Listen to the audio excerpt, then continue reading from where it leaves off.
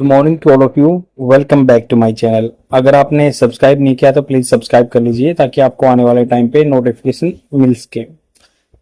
आपको पता है कि कल अपना जो इंडिया का बजट आ चुका है, तो आज का द हिंदू न्यूज़पेपर जो फुल भरा हुआ है किससे, बजट के आर्टिकल से। तो मैंने एडिटोरियल पेज से एक आर्टिकल लिया है और जिसमें मतलब पूरा बजट के बारे में बात की है। And it would be futile, futile मतलब व्यर्थ होगा कि हम पूरे आर्टिकल को इंग्लिश पर्सपेक्टिव से कवर करेंगे, तो क्योंकि बहुत सारा डाटा दिया हुआ है यहाँ पे। तो मैंने क्या किया, जो इसमें दिया हुआ इंपॉर्टेंट चीज उसको मैंने यहाँ पे लिख दिया है ताकि आप अच्छे से याद रख सकें और इसका स्क्रीनशॉट लेके अपने लिए फ्यूचर रेफरेंस के लिए भी लिख सकें, क्योंकि पूरे साल इसमें से ही क्वेश्चन आएंगे। तो स्टार्ट करते हैं। और ये न्यूज़पेपर की पीडीएफ चाहिए तो आप विजिट कर सकते हैं the UPSC forum Telegram channel पे। यहाँ पे आपको the Hindu newspaper and Indian express की न्यूज पीडीएफ फ्री में मिल जाती है। तो हम जानते हैं, और इसको स्पोकन इंग्लिश या इंग्लिश स्पीकिंग प्रैक्टिस बोलते हैं, उसके पर्सपेक्टिव से कवर करेंगे। और मेंस आंसर राइटिंग जो यूपीएससी या स्टेट पीसीएस का होता है उसके लिए फायदेमंद रहेगा ये। तो स्टार्ट करते हैं। ये बोल रहे हैं कि जो फाइनेंशियल ईयर होता है, जो मतलब भाई बजट जिसमें मतलब पूरा वित्तीय वर्ष बोलते हैं, वित्तीय वर्ष। तो फाइनेंशियल ईयर 2025 मतलब 2025 जो 24-25 का भी चल रहा है उसके लिए बजट आया है। यूनियन बजट, यूनियन मतलब यहाँ पे गवर्नमेंट की बात की, central government budget has indeed, indeed होता है वास्तव में, रियलिटी में, वास्तव में। Sent a strong message, sent, sent की सेकंड फॉर्म आई, सेंट मतलब इसमें वर्ब की सेकंड फॉर्म आई, पास में मतलब ये कल आया था तो इसलिए बात की गई। कल ये इसने एक स्ट्रॉन्ग मैसेज भेज दिया, फोकसिंग जो केंद्रित है ऑन फिजिकल स्टेबिलिटी, जिसका फोकस क्या है, फिजिकल मतलब पैसे से रिलेटेड, स्टेबिलिटी स्थिरता, एंड सस्टेनेबल ग्रोथ, सस्टेनेबल जो आगे भी सस्टेन कर सके, जी सके, या जो मेंटेन रह सके। सस्टेनेबल ग्रोथ मेंटेन रहने वाली ग्रोथ है। बोलते हैं कि हम जो अपने आने वाले बच्चों के लिए छोड़े जाएंगे तो सस्टेनेबल ग्रोथ होगा, सस्टेनेबल लिविंग होता है। जैसे मान लो हम सारी प्रॉपर्टी खत्म कर जाएंगे तो आगे वाले बच्चों को कुछ नहीं मिल पाएगा। तो ये कह रहे हैं कि फिजिकल स्टेबिलिटी लाना चाहता है पैसे से रिलेटेड, और सस्टेनेबल ग्रोथ जो आगे तक बनी रहेगी। लेट्स ब्रेक डाउन, मतलब आओ ब्रेक डाउन कर लेते हैं की points, main points and implication of the budget. क्या इम्प्लीकेशन है, क्या प्रॉब्लम है, यहाँ क्या प्रॉब्लम है और क्या की पॉइंट्स है, मेन पॉइंट है। तो physical stability and growth continuity, यहाँ पे बात हो रही है जीडीपी ग्रोथ। फिजिकल स्टेबिलिटी पहला पॉइंट ये है कि फिजिकल स्टेबिलिटी पैसे में, और ग्रोथ कंटिन्यूटी, ग्रोथ को कंटिन्यू रखना चाहते हैं। तो यहाँ पे बात हो रही है जीडीपी ग्रोथ की। जीडीपी ग्रोथ है मतलब 8.2% की बात कर रहे हैं कि पिछले साल के कंपैरिजन में 8.2% की जीडीपी ग्रोथ होगी पिछले साल से, growth in financial year 2024। This growth whiles commendable, तो वाइल क्या थी, जबकि कमेंडेबल मतलब प्रशंसा लायक है। ये जो ग्रोथ हुई ना, डेवलपमेंट हुआ था, ग्रोथ हुई थी। ग्रोथ और डेवलपमेंट वैसे दोनों अलग चीज होते हैं। ग्रोथ मतलब हम डिजिट्स में देखते हैं, और डेवलपमेंट होता है बहुत सारी चीजें इंक्लूड करके, एजुकेशन वगैरह भी इसमें इंक्लूड करते हैं, हेल्थ केयर भी। कमेंडेबल परसेंटेज के काम है। वाज अनइवन, अनइवन थी मतलब क्या है, अनइवन कैसे थी फाइनेंशियल ईयर, जो 8.2 जो जीडीपी ग्रोथ हुई है फाइनेंशियल ईयर 2024 में, 2024 में प्रशंसा लायक थी, बट अनइवन थी मतलब कोई ज्यादा अमीर हो गया, कोई गरीब हो गया। जो डिस्पैरिटी है, डिस्पैरिटी होता है असमानता, तो वो बनी रही थी, परसिस्टेंट थी, लगातार थी। कैरेक्टराइज, जिसको कैरेक्टराइज किया जा सकता है, इसको संज्ञा दी जा सकती है भाई के शेप रिकवरी। के शेप रिकवरी ऐसे होती है कि भाई कुछ सेक्टर तो अच्छा कर गए, कुछ सेक्टर अच्छा नहीं कर पाए, जैसे ऐसे ऐसे रिकवरी हुई है, तो ये के बन गया ना। तो मतलब कुछ सेक्टर तो अच्छा कर गए, फिर मतलब कुछ डाउन कर गए। या फिर हम ऐसे भी कह सकते हैं के शेप रिकवरी, मतलब कुछ सेक्टर तो यहां से मतलब डाउन था तो ये कुछ अप कर गए, या फिर कुछ ऐसे नीचे आ गए, ऐसे के शेप रिकवरी होगी, इसको के शेप रिकवरी बोलते हैं। दिस मीन्स, इसका मतलब ये है कि वाइल सर्टेन सेक्टर, कुछ अच्छे सेक्टर हैं, जो कुछ डिपार्टमेंट हैं, कुछ एरिया हैं वो अच्छा कर गए, एंड इनकम ग्रुप शा सिग्निफिकेंट ग्रोथ, कुछ इनकम ग्रुप हैं जो मान लो डिजिटल आईटी सेक्टर में काम कर रहे थे कोविड-19 के टाइम पे या इसके बाद में भी वो ग्रोथ कर गए। जैसे लग्जरी गुड्स, ज्यादा मतलब जो महंगी चीजें हैं वो यूज की और ज्यादा ग्रो कर गए। Others particularly those at the lower end of the income, जिनकी कम इनकम है, एंड स्पेक्ट्रम मतलब पूरे स्पेक्ट्रम क्या होता है, रेंज होती है, मतलब जो रेंज देखें, स्पेक्ट्रम देखें, तो उसमें सबसे कम इनकम वाले आदमी क्या, फेस स्टेग्नेशन, उन्होंने सामना करना हुआ पड़ा उनको स्टेग्नेशन। स्टेग्नेशन का मतलब रुक गए हैं, वही एक जगह पर रुक गए हैं, एंड इन्फ्लेशनरी प्रेशर और महंगाई का उनको प्रेशर झेलना पड़ा। नंबर 2 पे बात करते हैं फिजिकल ग्रोथ के बारे में, फिजिकल डेफिसिट के बारे में। डेफिसिट मतलब कमी होना, पैसे की कमी कैसे हुई, मतलब गवर्नमेंट का कमाई कम है, टैक्स की फॉर्म में जो कमाई होती है कम है, खर्चा ज्यादा, तो वो फिस्कल डेफिसिट हो गया। मतलब खर्चा ज्यादा कमाई कम, फिस्कल डेफिसिट। मतलब यहाँ पे बात की है 5.6% of the GDP in financial year 2024। देखो यहाँ पे बात हो रही है कि भाई बजट में क्या होता है, बजट में तीन चीजें होती हैं। मतलब ये 2023 का तो कंप्लीट रिजल्ट आ जाएगा कि कंप्लीट कैसे फायदा हुआ, नुकसान हुआ, कितना हुआ, क्योंकि उसका डाटा पूरा हो जाता है। 2024 का ये है कि भाई इसका मतलब ये आएगा कि मतलब अभी जो कितना खर्चा हो गया, कितना बच गया है, 2024 का बजट आता है, और 25 का जो आने वाला टाइम है उसका भी बजट आता है। तो 3 साल का डाटा कवर किया जाता है। तो अब ये पिछली बार हमने 2024 की बात की, ऐसे ऐसे ग्रोथ रही और ऐसे ऐसे दिक्कत रही। अब ये फिजिकल डेफिसिट बोलते हैं कि 5.6% of GDP in financial year 2024। मतलब फिजिकल डेफिसिट 5.5% घाटा हुआ, मतलब इतनी कम कमाई थी, खर्चा ज्यादा था। फिजिकल डेफिसिट रिमेन हाई, ये जो घाटा है ना, वित्तीय घाटा कम रहा, रिमेन्स हाई ज्यादा रहा compare to the pre covid level. Corona से पहले जो फिजिकल डेफिसिट था उससे ज्यादा हाई रहा, but have been instrumental. Has been मतलब ये सिंगुलर फॉर्म है, बीन रहा है, इंस्ट्रूमेंटल बहुत important in driving growth. Drive मतलब आगे धक्का देना ग्रोथ को, ग्रोथ जो है मार्केट में मतलब ऊपर जाना through the capital spending. Capital spending जो होता है कि भाई मशीनरी वगैरह पे खर्चा होता है, कैपिटल स्पेंडिंग बोलते हैं उसको। जैसे मान लो कोई मशीनरी खरीद ली, कोई ऐसी चीज खरीद ली, आगे देके कमाई देगी, उसको कैपिटल स्पेंडिंग बोलते हैं। वैसे जो नॉर्मल किसी को पेमेंट वगैरह देने के लिए होता है वो रिवेन्यू स्पेंडिंग होती है। तो जो घाटा कोई दिक्कत नहीं, कुछ ऐसी मशीनरी वगैरह या इंफ्रास्ट्रक्चर बनाया जो आगे काम आएगा आदमियों के, स्पेशली विशेष रूप से when private investment was subdued. Private investment मतलब एफडीआई होता है, फॉरेन डायरेक्ट इन्वेस्टमेंट, बाहर के आदमी पैसा लगाते हैं, या एफपीआई होता है, वो कम रहा, या प्राइवेट ऑर्गेनाइजेशन ने कम पैसा लगाया, गवर्नमेंट ने ज्यादा पैसा लगाया, इसलिए फिस्कल डेफिसिट हो गया। जब इन्वेस्टमेंट वाज सबड्यूड, सबड्यूड मतलब कम होना, दब गई, कम हो गई। तो टारगेट फॉर फाइनेंशियल ईयर 25 का क्या टारगेट है? Fiscal deficit target has been pruned. Pruned होता है काट छाट करना, जैसे पेड़ की मान लो काट छाट करते हैं ना, आप टहनियां काटते हैं तो प्रून बोलते हैं उसको, प्रून। तो प्रून टू 4.9% ऑफ जीडीपी, मतलब ऐसे काट छाट के बताया कि भाई 4.9% जीडीपी रहेगा। सोइंग ये कमिटमेंट, ये अपना वादा दिखाता है टू फिजिकल कंसोलिडेशन। कंसोलिडेशन कई चीजों को इकट्ठा करना, संगठन करना, मतलब संगठित करना। तो ये बताता है कि भाई फिजिकल कंसोलिडेशन की बात है, आगे आने वाले साल में संगठित करेंगे। इंक्लूसिव ग्रोथ मेजर्स, इंक्लूसिव मतलब सबको सम्मिलित करके ग्रोथ डेवलपमेंट करना। मेजर्स तरीके क्या अपना उपाय लिए गए हैं? एम्प्लॉयमेंट जनरेशन, नौकरी बनानी है यहाँ पे, क्योंकि आपको पता है अनएम्प्लॉयमेंट, बेरोजगारी बहुत बड़ा कर्ज है, अभिशाप है, कर्ज अभिशाप। New scheme for the first time work force entrant. Entrant मतलब जो इंटर कर रहे हैं, न्यू एंट्रेंस, जिनका नई नई क्या है एंट्री हुई है, तो जो आने वाले जब टाइम में फर्स्ट टाइम वर्क फोर्स में इंक्लूड होंगे ना, तो उनके बारे में कुछ स्कीम लेके आए हैं। एंड आउटले, आउटले होता है पूंजी, पूंजी या फिर वेर विदाल भी इसके लिए यूज करते हैं इंग्लिश में वर्ड। आपकी जो पूंजी है वेर विदाल पूंजी या आउटले। आउटले मतलब ये खर्चा, इतना खर्चा दिया गवर्नमेंट ने 10,000 करोड़ का, has been allocated to incentivise. Incentivise होता है प्रोत्साहन देना किसी को, एम्प्लॉयर्स जो नौकरी देने वाले हैं, एम्प्लॉय जो नौकरी लेने वाले हैं, एम्प्लॉय नौकरी लेने वाले, एम्प्लॉयर देने वाले, तो उनको प्रोत्साहन देने के लिए 10,000 करोड़ रुपया अलोकेट कर दिया, आउटले पूंजी दे दी है फर्स्ट टाइम जो इंटर होंगे उनके लिए। Internship, internship and skilling programme. Internship होता है कि किसी ऑर्गेनाइजेशन में स्किल ट्रेनिंग वालों इंटर्नशिप करते हैं, बीटेक करते टाइम आपको वहां पे जॉब की ट्रेनिंग दी जाती है, कैसे कैसे काम होते हैं, तो इंटर्नशिप होती है। And skill programme, skill development करने के, कोई गुण डेवलपमेंट करने के, जैसे 2,000 करोड़ रुपया दे दिया है, हैज बीन अलोकेटेड। अलोकेटेड मतलब होता है आवंटन करना, आवंटन कर दिया फॉर इंटर्नशिप। जो इंटर्नशिप कराएंगे बच्चे, मतलब जिनको कंपनियां और वो सीखते भी हैं काम और पेमेंट मिलती है, उसके लिए 2,000 करोड़ रुपए अलोकेट कर दिया है। And skill youth in collaboration with the state government and industry.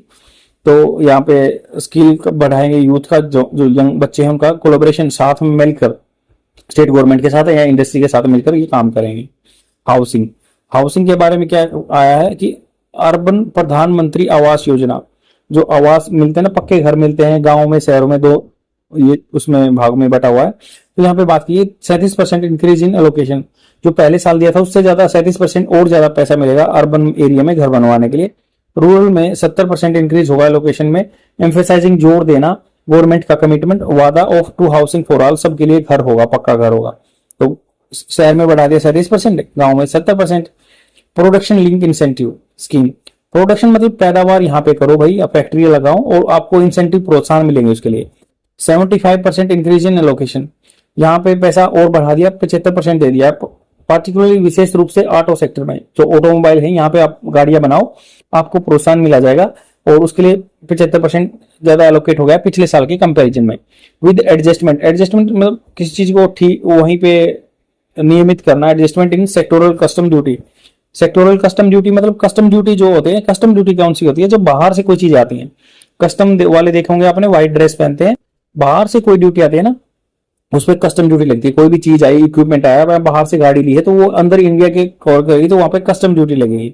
To support domestic manufacturing, तो डोमेस्टिक मैन्युफैक्चरिंग को पर बढ़ावा देने के लिए उन पे बाहर की चीजों पे हम ज्यादा टैक्स लगा देंगे, वो महंगा हो जाएगा, तो हमारी मार्केट को सपोर्ट मिलेगा, यहाँ पे सस्ते चीज होंगे और अपने यहाँ वाले आदमी को थोड़ा सा प्रोत्साहन दिया जाएगा। इंटरेस्ट सबवेंशन मतलब कोई पैसा लोन लिया है तो उसको माफ कर दिया जाएगा, तो ये डोमेस्टिक मैन्युफैक्चरिंग को बढ़ावा देने के लिए है। ये सपोर्ट फॉर एमएसएमई। और देखो एक्साइज ड्यूटी होता है, यहाँ पे जो सेल होती है इंडिया के अंदर, एक्साइज ड्यूटी बोलते हैं उसको, वो कस्टम ड्यूटी जो बाहर से कोई चीज आती है उनको कस्टम ड्यूटी लगती है। अब सपोर्ट सहारा मिलेगा एमएसएमई को, micro small and medium enterprises, जो छोटे छोटे काम होते हैं, जैसे टोकरे बनाना, कुछ भी बनाना, तो हैंडीक्राफ्ट भी एमएसएमई में आते हैं, छोटी फैक्ट्री लगाई जिन्हें। तो टर्म लोन कुछ for machinery and equipment, machinery खरीदने, किसी को इक्विपमेंट लेना है तो उसके लिए लोन मिलेगा थोड़ी शर्तों पे। फैसिलिटेटिंग लोन, टर्म्स कम होता है शर्त, तो फैसिलिटेटिंग सुविधा देना, लोन्स विदाउट कोलेटरल, बिना मोर्टगेज भी आप बोल सकते हैं, मोर्टगेज इसका सिनोनिम्स होता है, मतलब कोई भी आपको चीज गिरवी नहीं रखनी होगी, आपको लोन मिल जाएगा। In house credit assessment bye banks, तो यहाँ जो क्रेडिट क्या है, क्रेडिट असेसमेंट जांचना बाय बैंक्स, बैंक्स के द्वारा क्रेडिटनेस वर्थ ही जानी जाएगी। टू इंश्योर करना कि भाई ध्यान देना, इस चीज को इंश्योर करना, ध्यान देना। Continuous leading even during stress time, तो स्ट्रेस टाइम पे भी ये असेसमेंट होना चाहिए। इन हाउस या इंडिया में जो इन हाउस मतलब with in the country, credit क्या हो, उधार पे लेते हैं उसको बोलते हैं उधार। असेसमेंट जांचना बाय बैंक्स की भाई ये आदमी को क्रेडिट दे सकते हैं नहीं दे सकते, उसको बैंक के द्वारा जांचा जाएगा कि एनपी ना बने। नॉन परफॉर्मिंग एसेट्स मतलब जो पैसा काम का ना हो, 90 दिन से ज्यादा मान लो रिटर्न वैसे नहीं आता ना, किस्त नहीं आती, तो उसको पहले तो मॉनिटरिंग लिस्ट में डालते हैं, फिर नॉन परफॉर्मिंग एसेट डाल देते हैं कि भाई इससे कमाई नहीं हो सकती, अब ये पैसे तो आने मुश्किल है, वो बोलते हैं।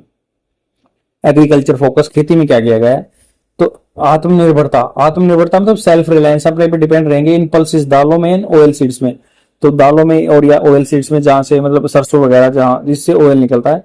Promoting self reliance in this critical area, in area में अपने आप को यहाँ पे आत्मनिर्भर बनाने की बात हुई है। एग्रीकल्चर रिसर्च के बारे में एम्फेसाइजिंग किया गया है। रिसर्च मतलब खोज होना है कि ऐसी फसलें लेके आए रिसर्च करके उनमें कि भाई जो होता है कि मान लो ड्रोट जैसे सूखा पड़ेगा तो वो चीजें सहन कर जाएंगी, ऐसा बीज लेके आना चाहिए, ऐसे R&D रिसर्च करना चाहिए उसमें। टू टैकल मतलब किसी चीज को सोल्व करना। क्लाइमेट चेंज इम्पैक्ट, जैसे वातावरण चेंज हो रहा है वैसे ही बीज बनाने चाहिए उनके साथ, वो मतलब ये नहीं कि खत्म हो जाए फसल, ऐसे उगेगी। लार्ज स्केल क्लस्टर, क्लस्टर मतलब ग्रुप फॉर और वेजिटेशन प्रोडक्शन, तो बड़े तौर पर जो एक ग्रुप बना दिया कि भाई वेजिटेबल सब्जियां उगानी चाहिए। To boost productivity and farmer income, productivity मतलब पर एकड़ ज्यादा प्रोड्यूस हो, उत्पादन हो और फार्मर की इनकम बढ़े, तो उसके लिए भी काम किया गया है। अब DPI, digital public infrastructure for better coverage of farmers and there lands, तो डिजिटल पब्लिक इंफ्रास्ट्रक्चर मतलब पब्लिक मतलब यहाँ पे गवर्नमेंट का डिजिटल होना चाहिए। जैसे सबकी जमीन की मैपिंग होगी तो आप उसमें कर सकते हैं मैपिंग वगैरह, कैसे डिजिटल आपका डाटा हो, आप अपने डॉक्यूमेंट्स गवर्नमेंट के थ्रू साइट से निकाल सकते हैं अपने आप, तो ऐसे ऐसे डिजिटलाइज का यूज करना है और कवरेज करना है फार्मर्स को उनमें। फिजिकल डिसिप्लिन, फ्यूचर आउटलुक, पैसे से रिलेटेड डिसिप्लिन क्या होता है, रूल रेगुलेशन में रहना, और फ्यूचर के आउटलुक क्या है, फ्यूचर का क्या दृष्टिकोण रहेगा, आउटलुक उसका अपीयरेंस कैसा रहेगा। Capital expenditure target, capital expenditure वही मैंने बताया था कि आप फैक्ट्री बनाने के लिए या कोई रोड बनाने के लिए वहां पे कैपिटल एक्सपेंडिचर बोलते हैं। रेवेन्यू नॉर्मल तनख्वाह के लिए, डेली खर्चे के लिए होता है। तो टारगेट क्या उद्देश्य रहेंगे, मेंटेन 11.1 ट्रिलियन, तो 11.1 ट्रिलियन, 1 ट्रिलियन क्या होता है, ट्रिलियन में बताऊंगा आपको कि जैसे 1 मिलियन 10 लाख होता है, तो 1 ट्रिलियन क्या होता है, 1000 मिलियन, 1000, 1 मिलियन 10 लाख और 1 ट्रिलियन इज इक्वल टू 1000, और 1 ट्रिलियन 11.1 ट्रिलियन की बात हो गई है।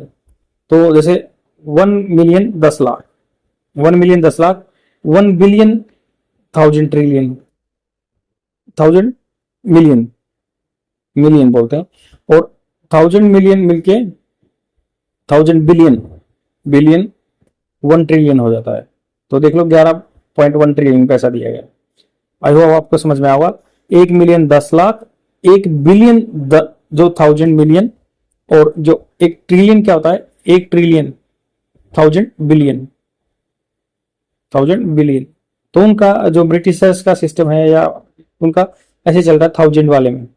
तो यहाँ पे 11.1 ट्रिलियन कैपिटल एक्सपेंडिचर दिया गया है। आरबीआई डिविडेंड, डिविडेंड मतलब जो है आरबीआई के पास पैसा सरप्लस बच जाता ना, तो वो गवर्नमेंट को दे देता है। रिकॉर्ड डिविडेंड ऑफ 20.1 ट्रिलियन, मतलब 22 ट्रिलियन पैसा दे दिया उन्होंने सरप्लस, मतलब उसका मेंटेनेंस का खर्चा अपनी आदमियों का जो भी है, फिर भी उसके पास इतना पैसा बच गया। और वो 22.1 trillion was use for higher welfare spending. Welfare मतलब आदमियों के भले के लिए खर्चा होगा, स्पेंडिंग खर्चा होगा, रिड्यूसिंग द फिस्कल डेफिसिट, वो गवर्नमेंट के घाटे को कम करेगा। Global bond indexes, global bond का इंडेक्सेस क्या है? बॉन्ड क्या होते हैं कि भाई जैसे मान लो मैं पेपर पे लिख के दे दूंगा कि आज मैंने आपसे 100 रुपए लिए, मैं इतने ब्याज पे लूंगा, तो वो बॉन्ड है, एक एग्रीमेंट लगा लो। ग्लोबल इंडेक्सेस जो संकेत क्या देते हैं कि इंडिया इंक्लूजन, इंडिया को सम्मिलित क्या है ग्लोबल बॉन्ड इंडेक्सेस में, will bring greater scrutiny of the fiscal matrix. तो फिस्कल जो मैट्रिक्स ढांचा है, मैट्रिक्स क्या होता है? ढांचा, कि उसका पैसे से रिलेटेड सुधार आएगा, हमें ग्लोबल बॉन्ड को इंडेक्सेस में संकेत में इंक्लूड कर लिया है। मेकिंग एडहेरेंस, एडहेरेंस होता है पालन करना, मतलब जो लिमिट दी गई है उसी से एडहेरेंस करना। टू फिस्कल डिसिप्लिन क्रूशियल, तो फिस्कल जो है पैसे से रिलेटेड डिसिप्लिन में रहना, नियम में रहना क्रूशियल, बहुत इंपॉर्टेंट है। फॉर पोटेंशियल, पोटेंशियल जो क्षमता है इसमें sovereign rating upgrade. Sovereign rating, sovereign rating क्या होता है? जैसे मतलब जैसे आपने सुना होगा कि भाई क्रेडिट रेटिंग एजेंसी है सीआरए, जो क्रेडिट वर्दीनेस देते हैं कि भाई यहाँ पैसा डालोगे ना आप कंपनी का, तो आपका रिटर्न वापस होगा, तो वो बोलते हैं क्रेडिट रेटिंग एजेंसी। तो ऐसे उसको अपग्रेड करने में हमारी इमेज बढ़ाएगा। हम फिस्कल जो डिसिप्लिन बनाया है उसमें डिसिप्लिन में रहेंगे, तो हमारी जो बाहर में जैसे आपने सुना होगा कि फिंच है,